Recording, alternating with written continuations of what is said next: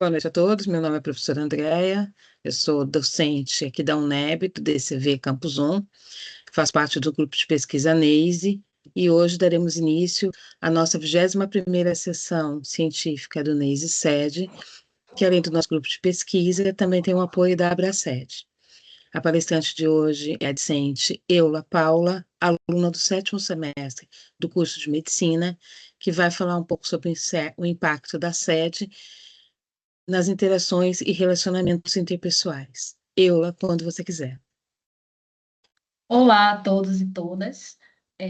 Hoje, na sessão científica de número 21, vamos falar do artigo com o título O impacto da síndrome de Ehlers-Danlos hipermóvel e do transtorno do espectro hipermóvel nas interações e relacionamentos interpessoais. Como a professora Andrea já falou, meu nome é Eula Paula dos Santos, eu sou acadêmica de medicina do 7º semestre da UNEB e orientada aqui no projeto NEISE UNEB CEDH pela professora e doutora Andrea Cristina Mariano. Como já falei, o título do artigo de hoje, né? Ele é um artigo de 11 de abril de 2022. Aqui está o DOI dele. Ele está disponível na plataforma PubMed, que é uma plataforma em que nós encontramos diversos documentos, principalmente relacionados à área da saúde. E o objetivo desse estudo, já irei falar um pouco mais sobre isso à frente, mas sinteticamente, é pesquisar o impacto da síndrome de Ehlers-Danlos hipermóvel, ou a CGH. Essa sigla está traduzida, né, de acordo com a língua inglesa, por isso que ficou assim, e dos transtornos do espectro hipermóvel, nas interações e nos relacionamentos interpessoais. E aí, na introdução, o artigo ele traz alguns conceitos que são essenciais para o entendimento tanto da doença quanto do impacto que essa condição vai trazer nas relações interpessoais.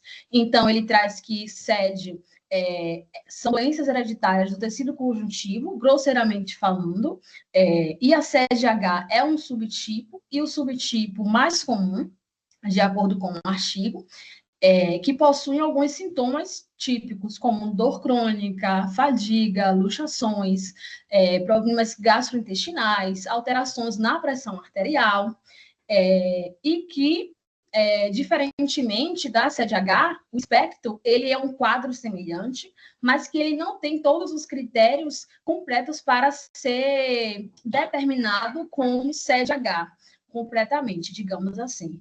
E também, na introdução, o artigo ele vai falar que existem poucas pesquisas ainda em relação a esses impactos que são causados nas relações e na identidade pessoal das pessoas. E aí, como eu falei logo anteriormente, um dos objetivos é investigar exatamente esse impacto, tanto na CGH quanto no espectro, na identidade dessas pessoas afetadas e nas interações e relacionamentos interpessoais. E aí, dos métodos, em relação aos métodos, é um estudo qualitativo, tem uma abordagem fenomenológica e hermenêutica, que isso significa que não foca simplesmente nos dados, mas foca principalmente em como isso impacta a vida daquela pessoa, no significado, na subjetividade, que o que está sendo pesquisado atinge, impacta na pessoa, e não necessariamente nos números, digamos assim. Esse estudo teve 11 pessoas como participantes, 10 mulheres e um homem, que são diagnosticadas em centros de referência na Bélgica. E a coleta de dados, ela baseou-se em entrevistas semi-estruturadas nas casas dessas pessoas que possuem uma língua nativa, como, por exemplo, o holandês. E a análise foi feita em 3 fases. A primeira fase, chamada de compreensão ingênua, condiz em pegar todos aqueles relatos e ler de forma a se ter a primeira impressão, né, no que é que os estudiosos sentiram ao ler a primeira vez dados que foram coletados. Já na segunda fase, aí houve uma organização estrutural, digamos assim, tanto que a segunda fase se chama análise estrutural, em que os relatos foram divididos em tópicos, em temas, e foram analisados de forma mais de forma mais estruturada, de forma mais operacional. E, por fim, a fase 3 consistiu nessa compreensão abrangente. Agora eu vou relacionar esses relatos dentro de cada contexto, dentro de cada tópico. Em relação aos resultados, essa figura aqui, ela traz exatamente esses tópicos, esses temas principais, que foram relacionamentos afetados, a maneira de pedir, de aceitar e de dar ajuda, e como é que isso modifica, em relação também à identidade que é afetada pela limitação das atividades, e na busca do equilíbrio na participação das atividades. E aí a gente vai entrar em cada um desses tópicos para entender como é que essas pessoas falaram que são impactadas tendo essa condição, tendo a CGH ou estando ali no espectro, e como é que isso afeta ali seu cotidiano, seus relacionamentos, enfim. Em relação aos relacionamentos, né? Então, essas pessoas, os resultados demonstraram que há uma dificuldade em iniciar novos vínculos, e também tem uma redução da rede social. Amigos próximos permanecem, seja porque já conhecem essas pessoas, têm certa empatia, digamos assim, e conhecidos, alguns conhecidos também se afastam, sejam por falta de empatia, seja por incompreensão. Também as redes sociais, né? Ajudam nesse contato, principalmente as redes digitais, nessa conjuntura em que vivemos. O contato com outros pacientes gera apoio e compreensão, porque cada um conhece, digamos assim, as pessoas, elas são diferentes e têm e sentem a mesma condição de forma diferente, obviamente. Mas, de certa forma, os pacientes que possuem a mesma condição têm um apoio entre si, uma compreensão muito maior do que outra pessoa que não tem a CGH ou que não estão dentro ali do espectro. Em relação às relações íntimas, há menos espontaneidade, principalmente devido à dor, devido à fadiga, que acaba prejudicando nesse prazer, digamos assim. E os impactos na relação com os filhos também afetados, seja por incompreensão e outras coisas demasiadas semelhantes.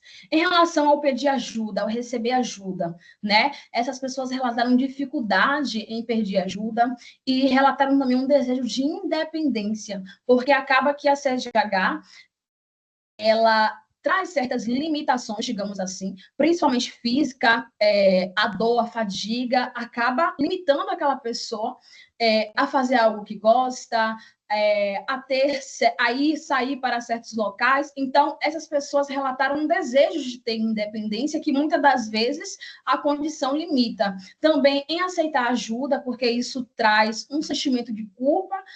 Eu estou sobrecarregando aquela pessoa, eu estou dando muito trabalho àquela pessoa. Então, gera esse sentimento de culpa nessas pessoas. Também relatou que essas pessoas pagam por serviços, porque ajuda na preservação da sua energia, como, por exemplo, pagar uma colaboradora do lar para limpar as coisas ali de dentro de casa, porque isso vai fazer que haja uma preservação da energia física daquela pessoa que tem CDH ou que está no espectro. Também ajudar as outras pessoas, mantém a autoestima. Em relação à identidade e atividades, segundo os resultados, houve uma redução de atividades e de hobbies por conta da própria CGH.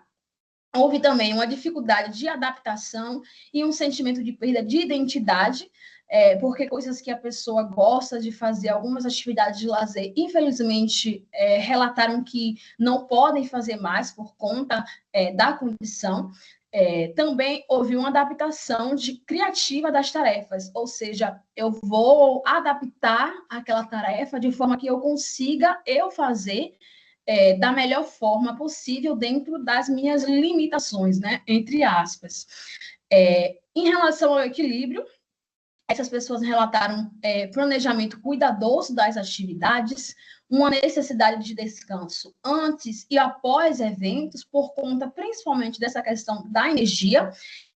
E também um artigo trouxe o que a gente chama de teoria da colher, para administrar a energia. O que seria essa teoria da colher? É basicamente a pessoa que tem CSGH, ou que está dentro do espectro, ela acorda, ela planeja bem o que ela vai fazer e ela sabe que ela imagina na cabeça dela que ela tem 5 colheres. Aí ela vai tomar banho, é como, por exemplo, ela gastasse 3 colheres das 5 que ela tem no dia, que significa a sua energia. Ela vai fazer alguma comida, aí ela usa essas 2 outras colheres que sobraram, e ali já cessaram suas atividades num dia, porque ela já cessou ali o uso das suas colheres, digamos assim. Achei isso bastante interessante dentro do artigo.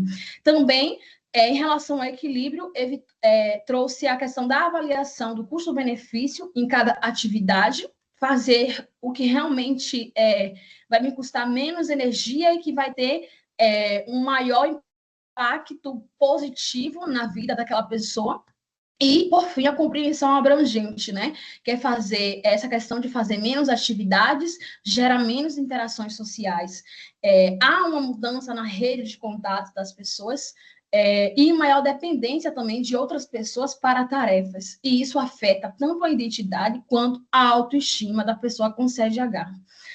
E aí, em relação à discussão, né, os autores vão trazer um impacto negativo na participação social, traz a importância de ter uma abordagem holística, ou seja, que tem um indivíduo como um todo, e não somente em uma parte, e uma abordagem também biopsicossocial, né? A gente pensar nesse indivíduo como aquele conceito de saúde, né? Saúde não é somente a ausência de doença, mas são diversos componentes que vão interagir, como a questão laboral, a questão social, a questão do lazer. Da mesma forma, a gente tem que ter essa abordagem com a pessoa que tem CDH ou que está dentro do espectro.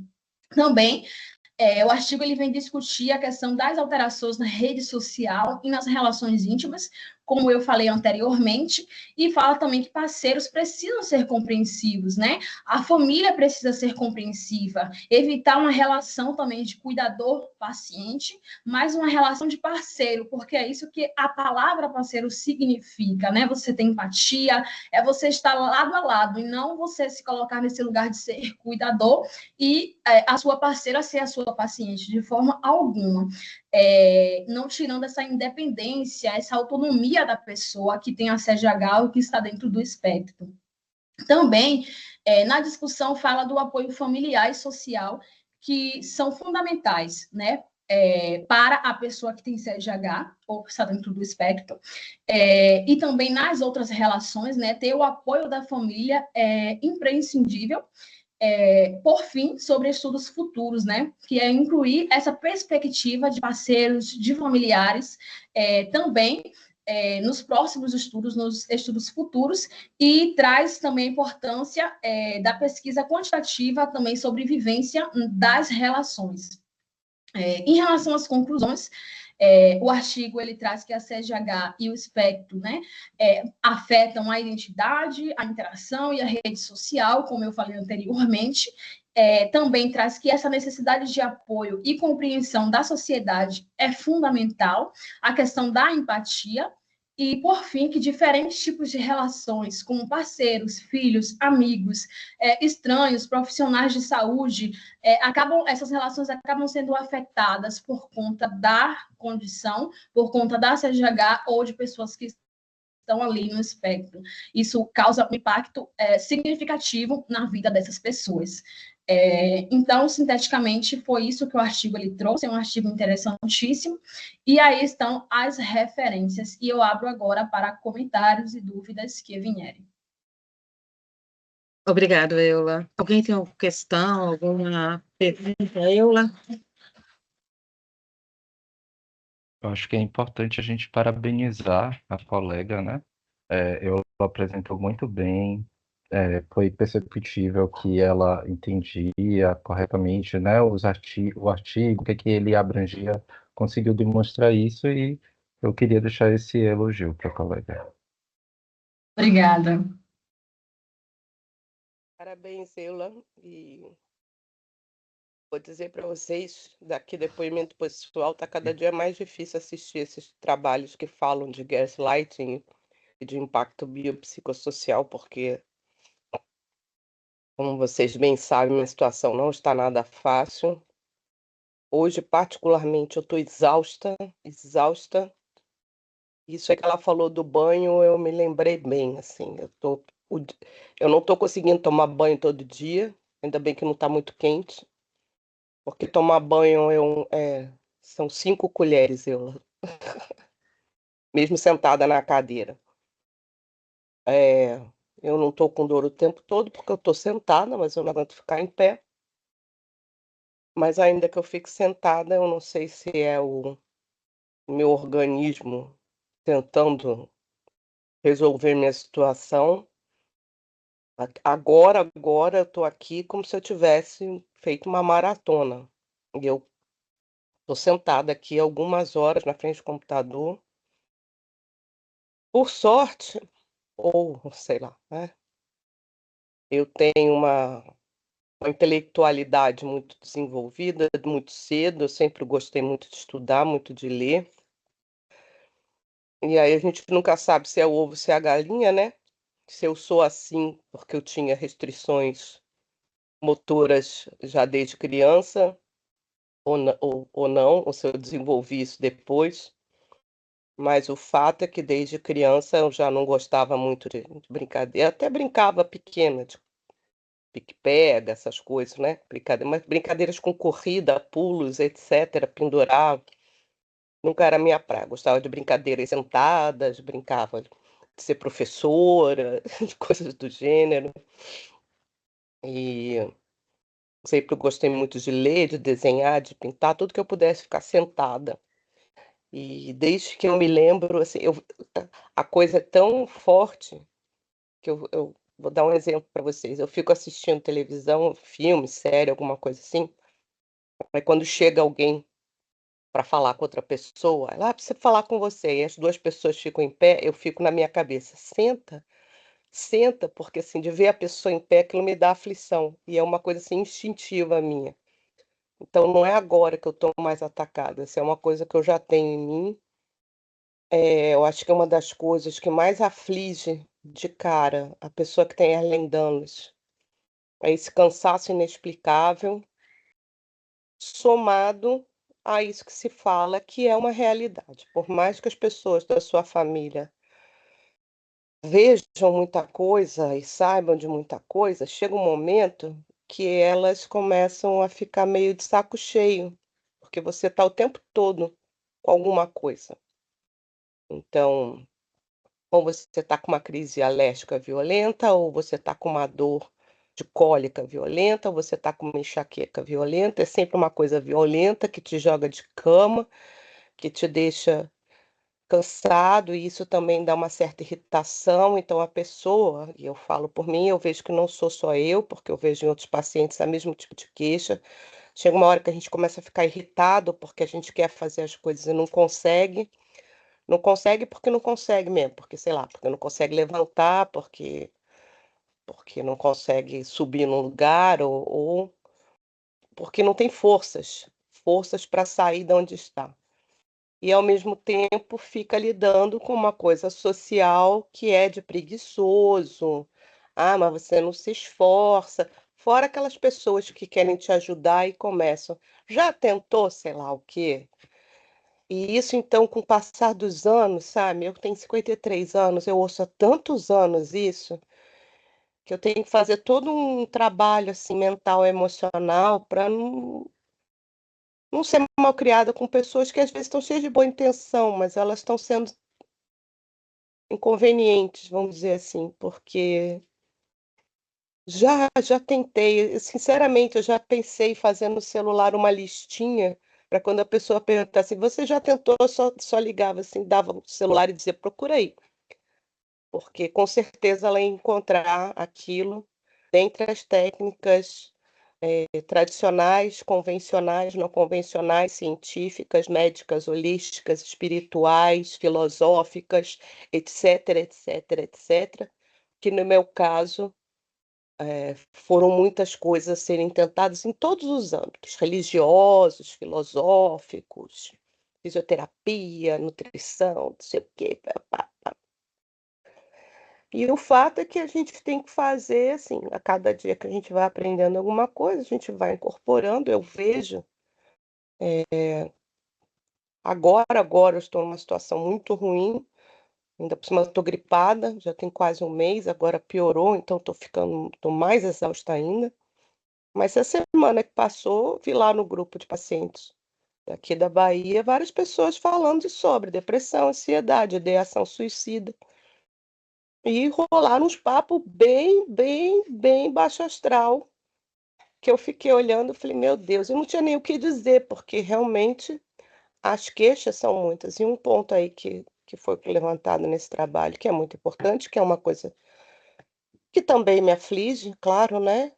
É, é a questão do trabalho, né? Então, várias pessoas. Hoje mesmo, uma moça escreveu que está pensando que vai ter que, de novo, mudar de trabalho, porque ela está agora com 1000 outras, e não está conseguindo trabalhar e tal, e está ficando aflita com isso. A outra se queixou que já está com 40 anos e não consegue sair da casa dos pais, que ela chegou a morar sozinha quando era mais jovem, mas depois que ela piorou, ela teve que voltar. E aí, obviamente, né, a depender, de quando a pessoa descobriu e como ela vem manejando seu Ehlers-Danlos, a coisa se torna mais ou menos pior, né. Então, eu acabei de preparar a apresentação dessa quinta-feira, que eu vou fazer, e é uma coisa que eu tenho insistido muito, e por isso eu achei tão importante também a palestra da pediatra, a Caliane. Na semana na semana retrasada, da importância da detecção precoce e o manejo precoce das pessoas, tanto com transtorno do espectro de hipermobilidade, que poderá ou não se configurar no Ehlers-Danlos, quanto as pessoas com Ehlers-Danlos hipermóvel. A prevenção, como várias outras coisas de saúde, é o único remédio para não para curar, porque curar ninguém vai ficar curado disso, não tão cedo, mas para não ficar num estado depressivo, ansioso ou acamado, permanente, como a gente vê ocorrer, porque vocês têm que pensar o seguinte: a pessoa ela vai entrando num grau de desespero, ou porque está com dor, ou porque está com alergia, não sei o quê, que ela vai buscando mais e mais médicos. Cada médico que vai passar um tratamento, geralmente medicamentoso, diferente, vai na fisioterapia, vocês sabem que eu passei por isso. As pessoas não conhecem direito, fazem intervenções que, ao invés de ajudar, acabam piorando mais ainda. Fora, sei lá, aromaterapia floral de Bach e coisas do gênero que vão fazendo assim em paralelo, nutrição, aí tira tal comida porque tal comida é rica em histamina, tira tal comida porque isso aí é intolerância a glúten, e aí começa a fazer um monte de modificação que não deveria na sua alimentação. No final das contas, quando você senta com uma pessoa dessa, vocês têm que pensar nisso no futuro. Quando vocês atenderem alguém com Ehlers-Danlos, vocês vão se deparar com isso. Fazer um histórico de vida dessa pessoa é uma coisa tão complexa que não é numa sentada que você vai conseguir, verificar por que é que aquela pessoa está com aquele fenótipo de Ehlers-Danlos tão diferente do anterior que você acabou de atender e estava com um quadro mais leve. Né? A combinação de medicação com restrição alimentar, com exercício físico inadequado para mais ou para menos, ou simplesmente errado, porque às vezes não é só a quantidade, é a qualidade da atividade física que se faz, pode ser o fator agravador ou somatório de coisas, né, que, somado a esse mal-estar social e emocional, complica tudo, né? Então, uma das coisas que eu vou apresentar nesse trabalho, eu comentei com algumas pessoas daqui, há agora uma suspeita, sobre a participação da fáscia, né, que é um tecido, é uma estrutura, né, de tecido conjuntivo especializado. Então há uma suspeita que a fáscia tem uma participação grande na questão do síndrome de Ehlers-Danlos hipermóvel, o que faz todo sentido, né, porque é uma estrutura altamente inervada, vascularizada, que faz, como todo tecido conjuntivo, conexão entre diferentes tecidos, que tem uma ação do sistema nervoso, que é mediada também pelo estado emocional. Então é uma coisa ligada à outra, as coisas elas vão sempre numa espiral crescente. E detectar o problema logo cedo, antes que essa espiral vire um furacão, acho que é a única forma que se tem de tentar garantir uma qualidade de vida boa para as pessoas, com isso. Hoje em dia, já há profissionais aqui no Brasil que já fazem relatórios biopsicossociais, que foi citado aí também nesse trabalho, e com isso algumas pessoas estão conseguindo aposentadoria especial e tal, né, antes de tempo. Mas vamos combinar, assim, não que eu não acho que seja necessário em alguns casos, mas eu fico cá comigo pensando, se eu não tivesse o trabalho e só tivesse a doença para pensar e se a minha vida girasse em torno disso, eu acho que eu ia estar muito mal, assim. Eu ia estar tendo que fazer uso de alguma medicação psiquiátrica, porque eu não ia dar conta, assim. Então, na verdade, o trabalho que eu tenho me permite me distrair, vamos dizer assim, porque eu concentro meus esforços, meu raciocínio em cima de outras coisas, e isso acaba me distraindo, ainda que me desgaste também, né, me deixe cansada. Mas, com certeza, me ocupa a mente, me ocupa a emoção e facilita, mas não é para todo mundo, né. Tem um rapaz mesmo que é contador, eu não sei, ele sumiu do grupo. Ele tinha tantas dores e ele não consegue ficar sentado. Eu consigo ficar sentada, pelo menos, ele não consegue. Como é que um contador trabalha se não for sentado, né? Então tem umas coisas, que têm que ser, sim, discutidas e trabalhos como esse, eles também são importantes para outra questão que a gente vem debatendo esse ano todo aí, que a gente vem estudando, com relação à parte legal, né, de legislação. O quão é importante o conhecimento para basear a legislação pertinente e propor modificações. Agora acabou de ser aprovada, né, uma lei para a fibromialgia, ainda que haja essa discussão no meio científico, se o síndrome de Ehlers-Danlos, hipermóvel e fibromialgia não são a mesma coisa, mas até que se prove o contrário, ninguém sabe. Mas já foi importante, porque essas questões que a gente está falando, do cansaço extremo, da dor o tempo todo, das alterações emocionais, tararara, elas também estão presentes nas pessoas com fibromialgia, e acho que isso já é um grande avanço, ainda mais numa sociedade como a gente vive, que é uma sociedade capitalista, então você só vale se você produz. Quando você deixa de ser produtivo, você passa a ser coisa descartável. Quem tem uma situação boa de vida e não precisa, não depende de trabalho remunerado, talvez seja menos impactante, mas para qualquer um que não seja elite, a coisa é complicada e isso tudo contribui para que a situação fique muito ruim. Mas enfim, desculpa falar tanto, era um desabafo embasado em ciência.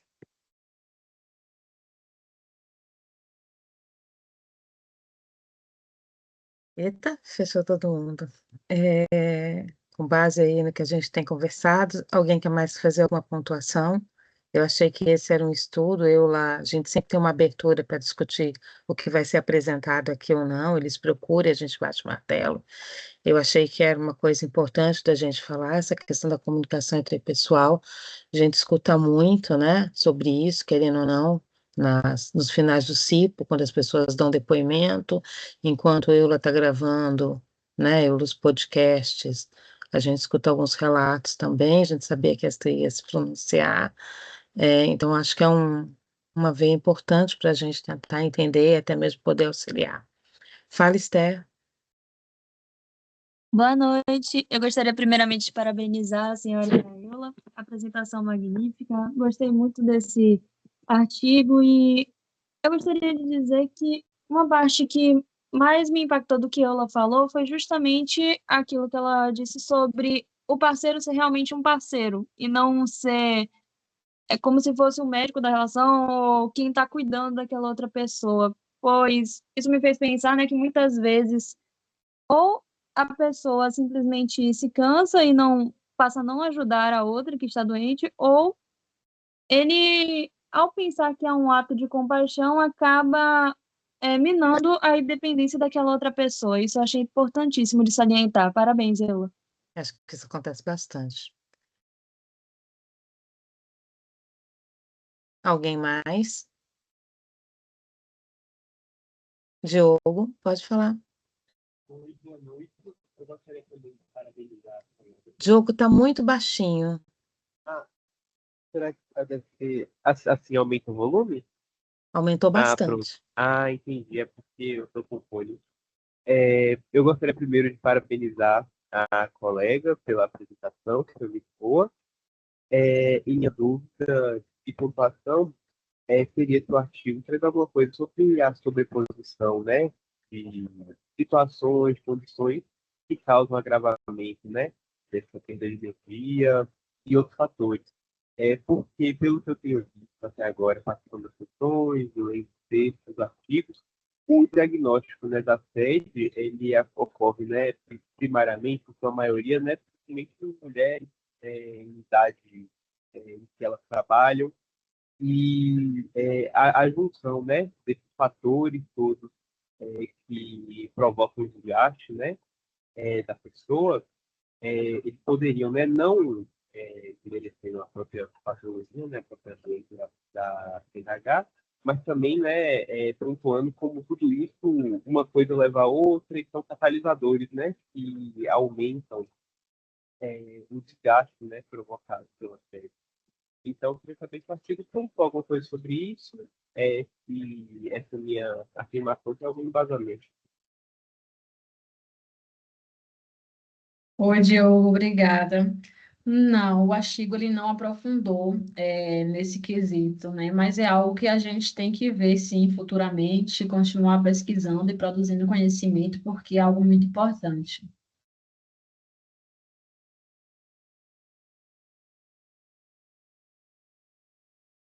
Eu acho que Não sim, sei se Diogo.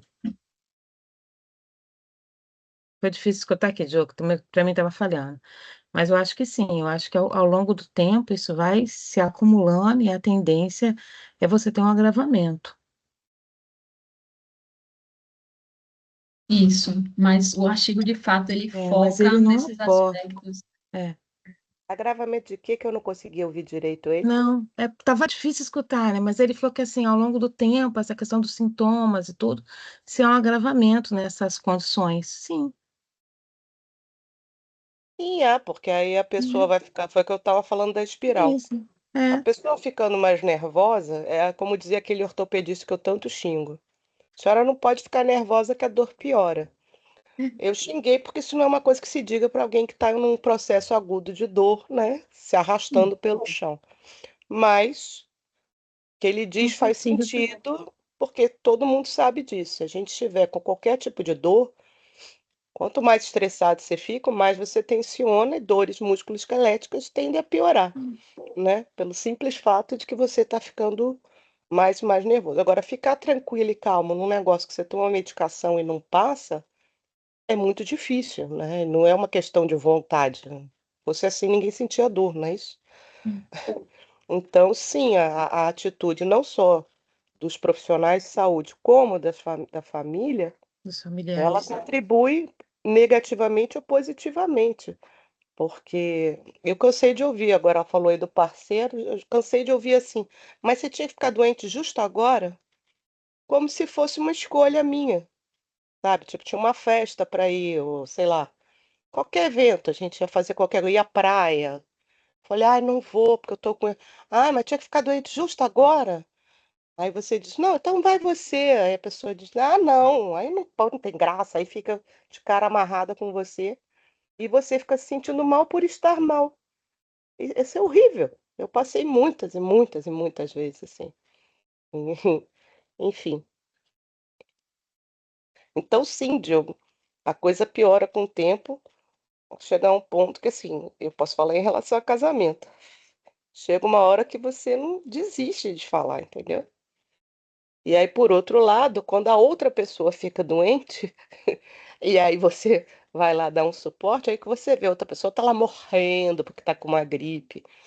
E você fica se colocando na situação, você vê que é aquela história, o vento que venta lá não venta cá, sabe? Assim. Isso é, assim, talvez pessoas mais evoluídas, assim, tipo Madre Teresa, alguma coisa, elas consigam passar por situações e dizer, ah, sim, mas quando você é uma pessoa normal, assim, mundana como eu, a irritação é muito grande, é muito grande. Você fala, porra, sabe? Desculpa, eu já falei esta frase, desculpa por estar doente. Não se trata disso. Porra, mas você tá aí brigando comigo porque eu tô doente e a gente deixou. Vai você, sabe?